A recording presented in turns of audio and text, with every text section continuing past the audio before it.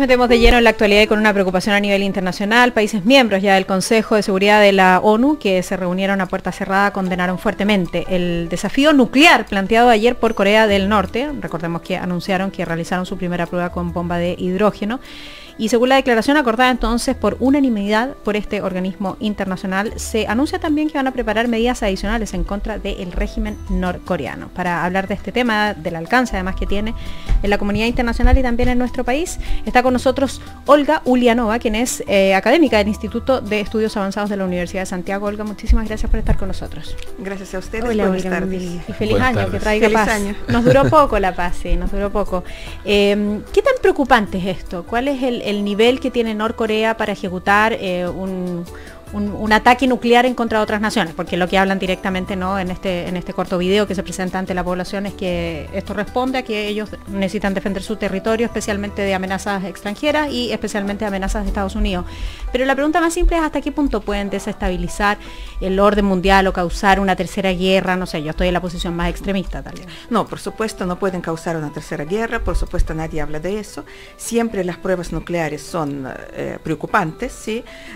Yo creo que en el caso de Corea del Norte, la preocupación mayor no es que ellos intencionalmente traten de atacar a alguien, sino que por la precaria que es la tecnología que usan, más bien otros pueden resultar dañados como daños colaterales. Digamos. Como que no les resulte bien esto. Exactamente, es decir, que algo puede caer en el territorio tanto de ellos como ajeno, digamos, no porque ellos lo pensaran, sino porque así resultara. Y con eso otros pueden resultar dañados. Ahí está la principal preocupación. Porque no tienen, perdona Olga, un armamento nuclear sofisticado como sí lo tienen otras naciones, otros países en el mundo. Es decir, para comenzar, el Consejo de Seguridad habla de un desafío nuclear, no confirma que se tratara efectivamente de la bomba H. Más bien los expertos hoy día de distintos países han destacado que al parecer no se trataría de la bomba H, pero sí de una bomba nuclear, de una bomba atómica. Entonces eso de por sí ya es preocupante. Ahora, ninguno de los países que tiene armas nucleares nunca pensó en su sano juicio, ni un líder mundial, de tratar de utilizarlo, sino que más bien las armas nucleares han servido durante los 70 años que ha durado la era nuclear como exactamente, como un arma disuasiva, como un arma de contención. Entonces, lo que quiere decir hoy día Corea del Norte, no me toquen, tengo armas nucleares. Ahora, el punto es que en definitiva alguien quisiera tocarlos. Exacto. Sí, al parecer no, pero sí las autoridades de Corea del Norte quieren decir a su propia población, miren, estamos haciendo todo, somos fortaleza asediada, tenemos que preocuparnos de nuestra seguridad, por lo tanto, si estamos viviendo mal, bueno, todo sea por la independencia, por la libertad de la patria, etcétera. De los trabajadores, del partido. Digamos, aprieten los cinturones. Ahora, Olga, siguiendo esa misma línea, cuando Naciones Unidas habla de desafío nuclear, porque en el fondo, claro, está en cuestión esto de que sea la bomba H una bomba atómica por el sismo, por ejemplo, decían que había sido un sismo muchísimo mayor. Pero hay otros países que han hecho esto mismo, ¿no? De desafiar nuclearmente a alguien, de mostrarle de alguna manera los dientes a otro, a enemigos o a otros países. Y en esa línea, ¿cuál podría ser la respuesta eventualmente de las Naciones Unidas o de otros países contra Corea? Que agrandara aún más el conflicto, tal vez. Es decir, yo creo que más bien van a tratar de entrar a negociar. Las mismas autoridades norcoreanas dijeron sí, que ahora sí que vamos a conversar con el gobierno sudcoreano. Entonces, quieren entrar en la negociación sobre una postura un poquito mejor para ellos. Ahora, nosotros no sabemos absolutamente nada sobre Norcorea. Es el régimen más hermético del mundo. La mayor parte de la información que nos llega es tan absurda que no puede ser cierta. No sé, que entregó a su tío para que se lo comieran los perros, cosa por el estilo. Es absurdo, es decir, esto no son noticias. Como eso el video de ayer también. Claro. Que raya lo absurdo, ¿no? Digamos, rayan es decir, unas cosas rayan en el absurdo, otro es absurdo. Entonces no sabemos efectivamente lo que está pasando.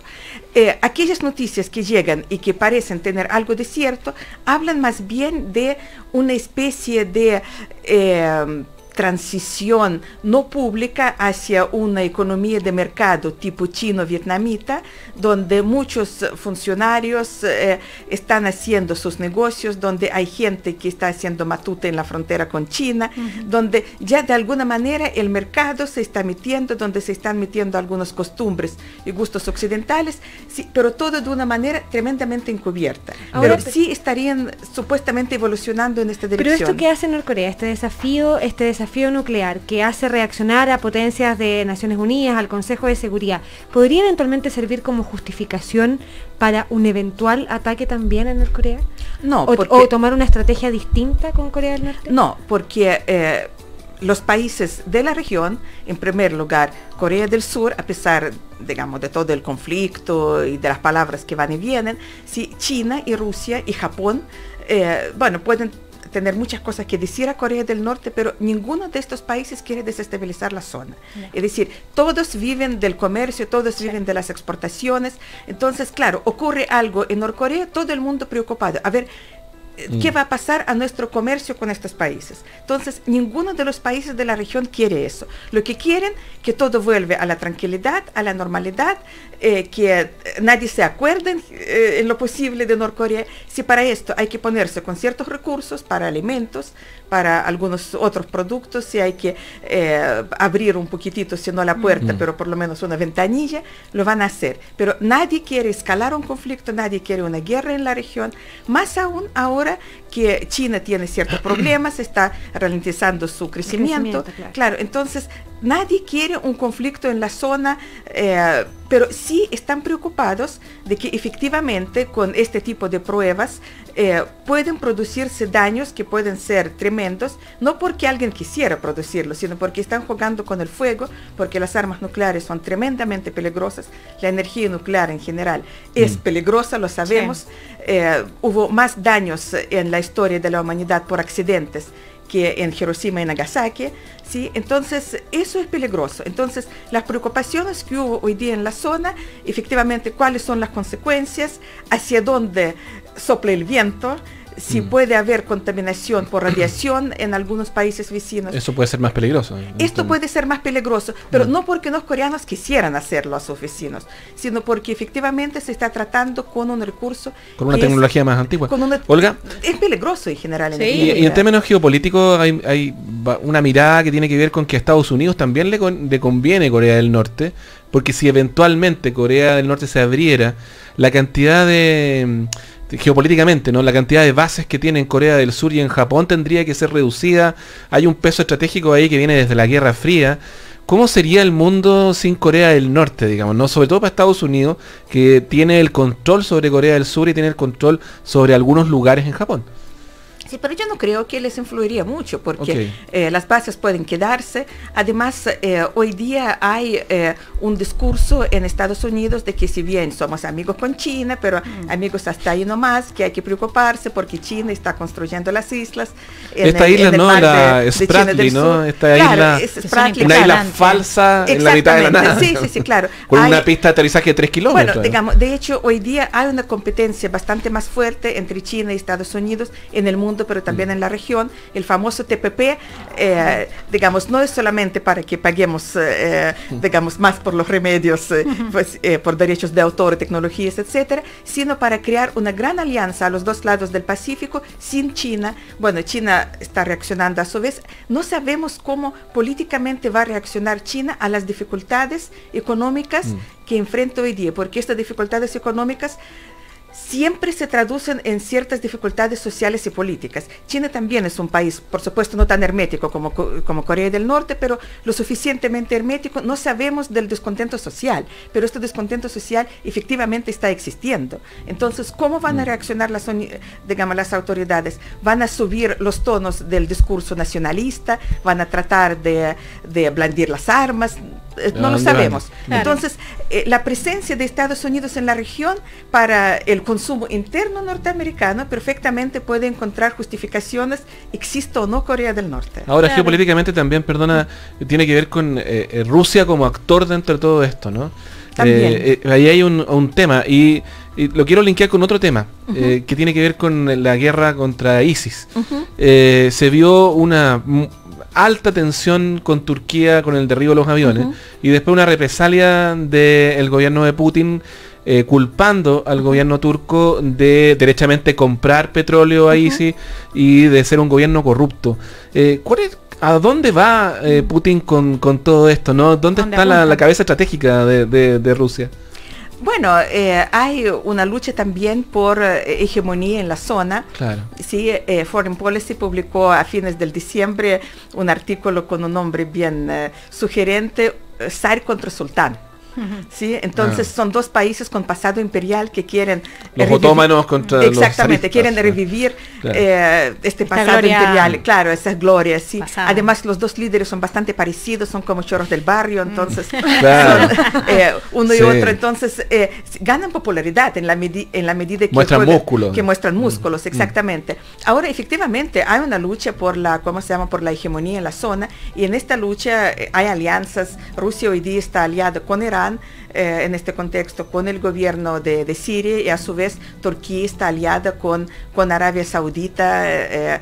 Y en ese plano, lo que pasó con Arabia Saudita, linkeándolo a lo mismo que estamos, porque una semana en que ha pasado de todo, Arabia Saudita con Irán, ¿no? En donde se ve más, también una parafernalia, más que una cosa real. Lo real fue que obviamente fue asesinado un líder de una facción religiosa que de esta llamada primavera árabe religiosa al menos, y la quema de la embajada árabe saudita en Teherán, que produce el quiebre de relaciones y la suma de muchos países. Pero esta tensión pareciera más artificial, parece que más el precio del petróleo es lo que es lo más grave. No es teológico, es político, tiene que ver el petróleo. Ahora, Arabia Saudita ha estado jugando durante el último año a bajar los precios de petróleo, estaba jugando a dumping, claramente, sí, en primer lugar para competir con Shale Gas y Shale Oil. Aquí vamos a Estados Unidos, esta nueva tecnología que en la última década elaboraron los norteamericanos y que les permite hoy día no depender de los hidrocarburos del Medio Oriente, e incluso volver a exportar como no lo han hecho hace 40 años.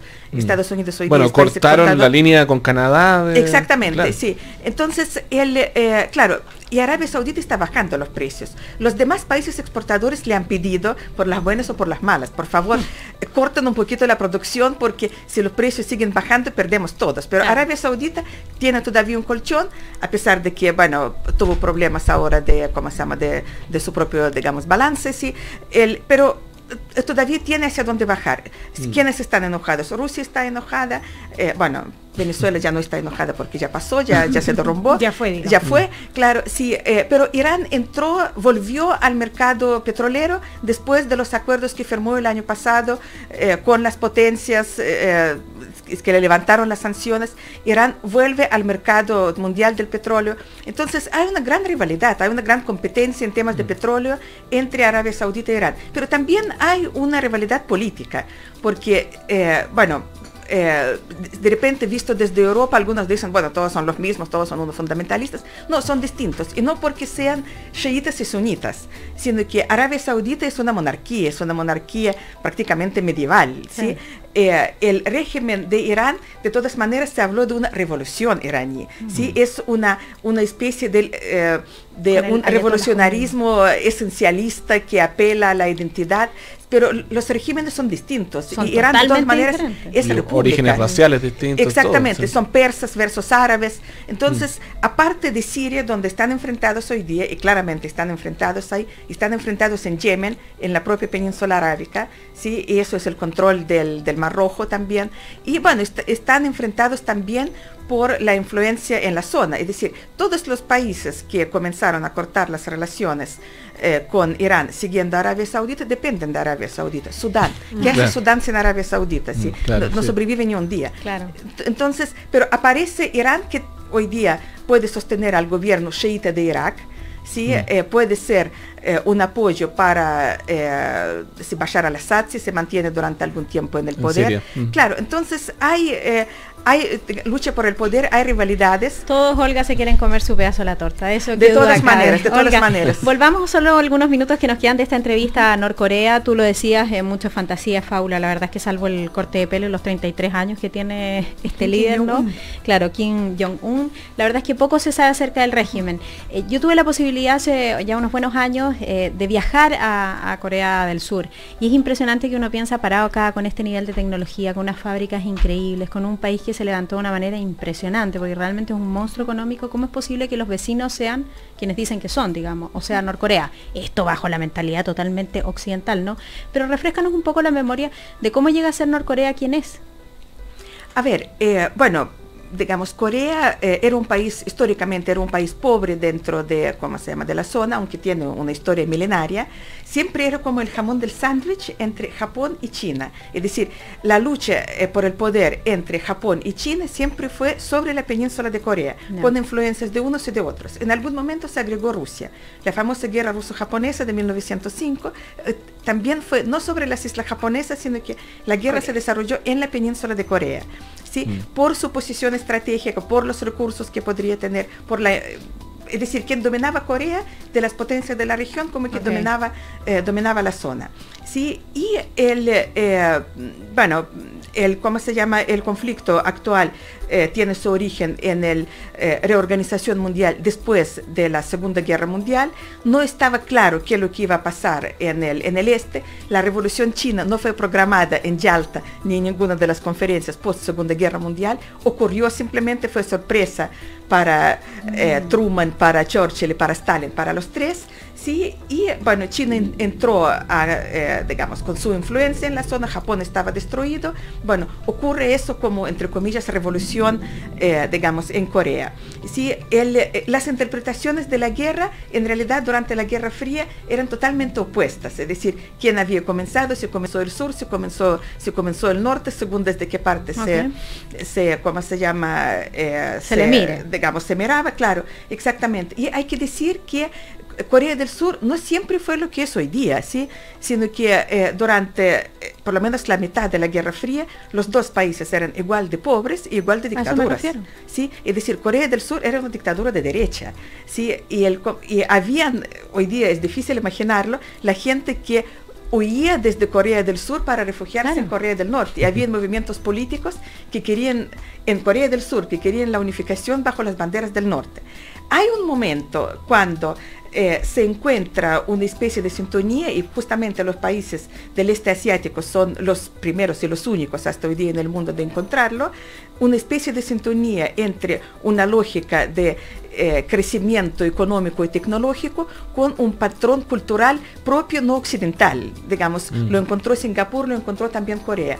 A partir de ahí, también en ausencia de democracia, eso fue en dictadura, Corea del Sur comienza a crecer. Bueno, a diferencia de, bueno, algo que nos queda más cerca por acá, sí, no destruyeron la industria como ocurrió acá, sino que más bien crearon la industria, ¿sí? Sí, pero sí, todo esto se realizó con tremendos costos también para la población, para la mano de obra. Bueno, digamos, viniendo de una pobreza tremenda, por lo tanto no se notó mucho. Antes no habían tenido derechos, por lo tanto no fue una pérdida en este sentido. Sí, pero en realidad esta relativa prosperidad de, ¿cómo se llama?, de Corea del Sur es recién digamos, de las últimas décadas, y podríamos decir que incluso para un país con la producción que tiene hoy día Corea del Sur, la situación digamos, de su gente, de sus trabajadores, de su pueblo, no es tan fabulosa como uno podría imaginar. ¿Sí? Ahora, Corea del Norte, en la lucha entre la Unión Soviética y China en su momento dentro del campo socialista, es aliada de China.